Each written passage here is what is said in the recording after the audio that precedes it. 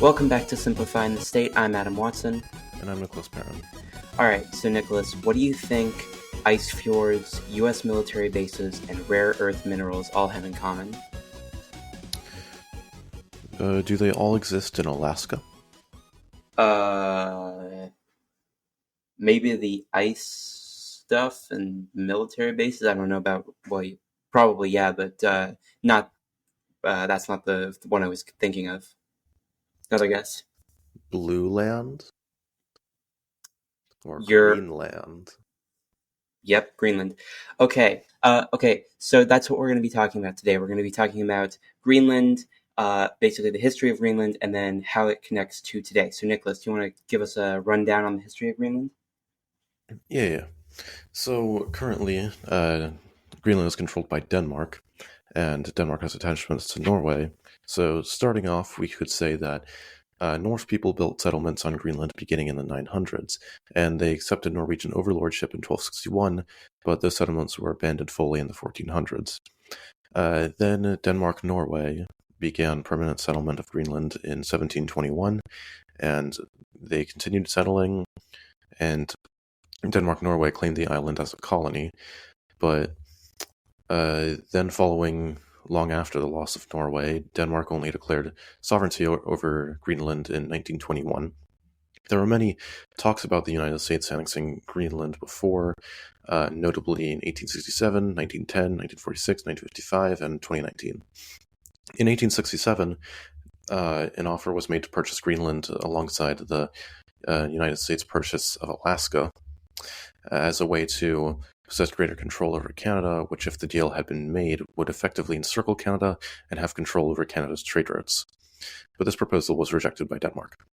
In 1910, the United States offered to trade some islands for Greenland, which Denmark could then trade for some of their territory lost to Germany, but this was also rejected and could never be brought up again after Denmark regained their territory anyway. The United States had an increased interest in Greenland during the Cold War, where the Arctic region was contested between the United States and the Soviet Union.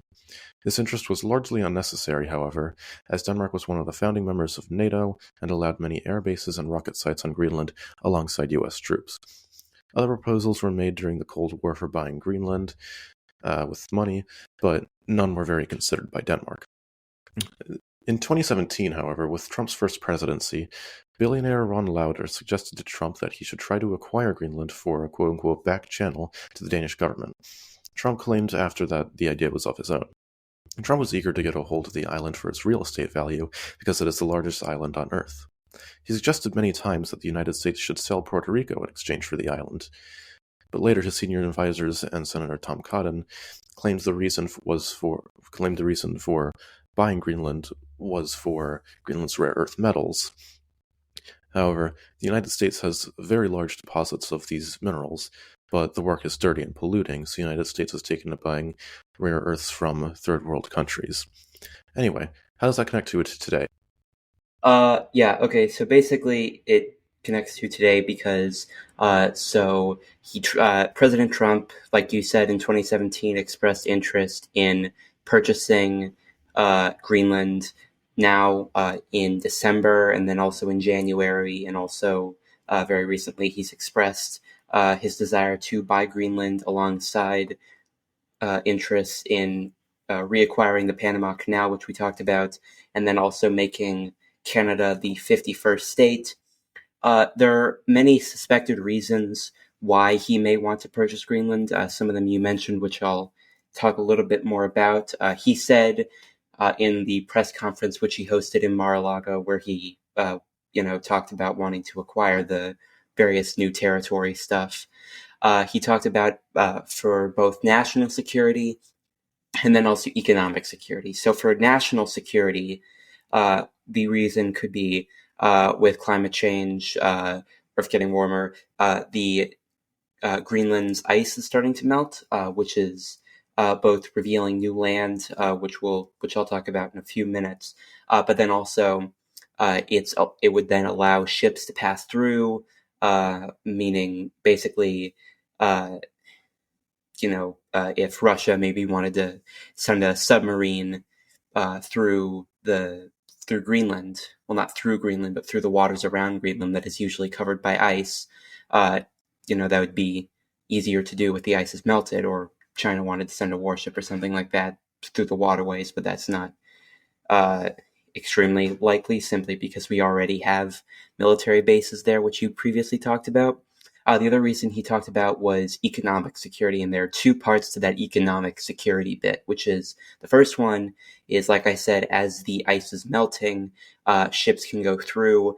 Right now, the easiest way to get from North America, Europe, is through the Suez Canal, going through the Middle East. That is recently proven to have challenges with the blocking with the cargo ship blocking the canal in 2021, I think. And then obviously the Houthis were doing some piracy during the Israeli-Hamas conflict, so that was causing issues with shipping. So as the ice melts, but then there's also actually two ways to bypass that up north. The first is the Northwest Passage, which is you go through the Arctic on the North American side through Canada, and then the other way is by going along the Russian Siberian coast down to Asia. But the economic security part of that is that Greenland sits in between both of these routes, so controlling Greenland could offer a pretty good trade hub. The second bit of economic security is like you talked about, and then like we said in our intro, there are a lot of rare earth minerals and elements there. Some of them are very important for producing things like electric cars or military equipment.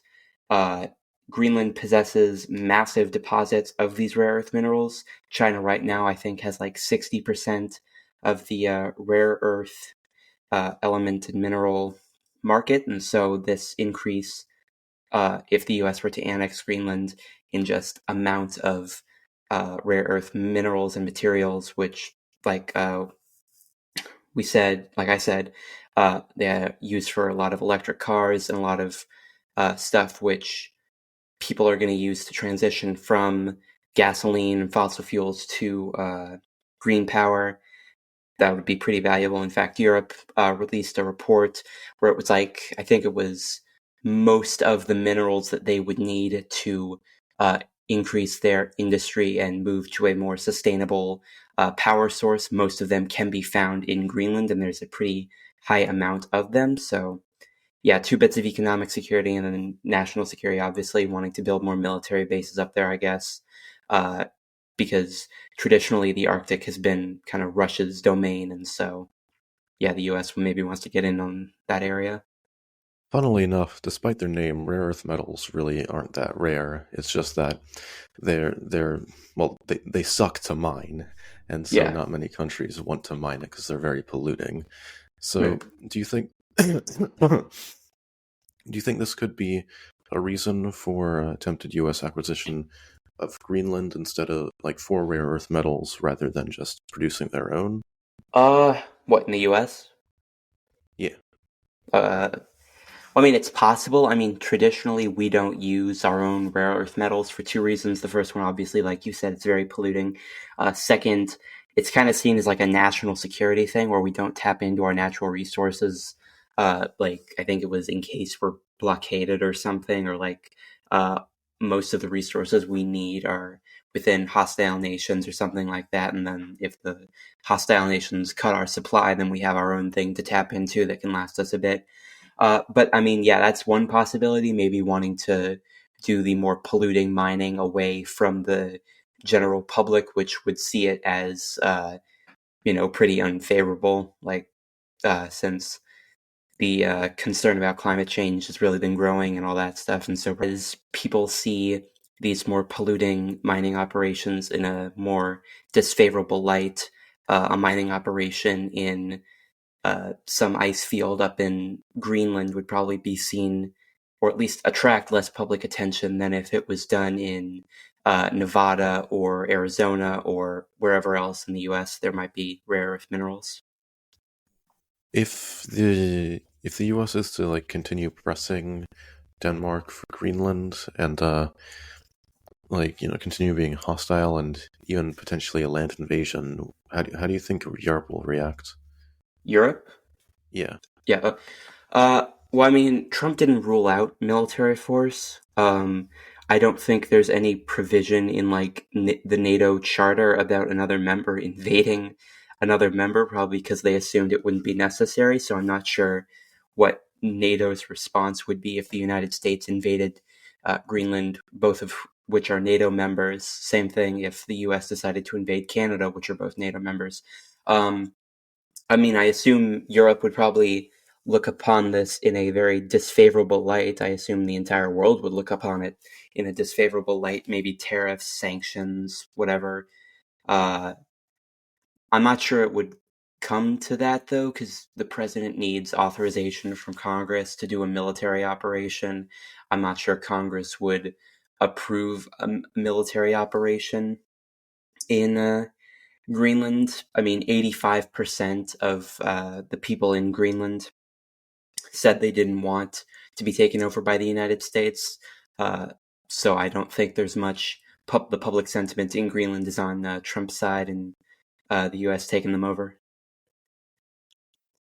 All right. That was our episode on Greenland. We'll be back next week where we'll talk about at least the history of U.S., Mexico, and Canadian relations, kind of how that's been impacted recently. All right. See you then.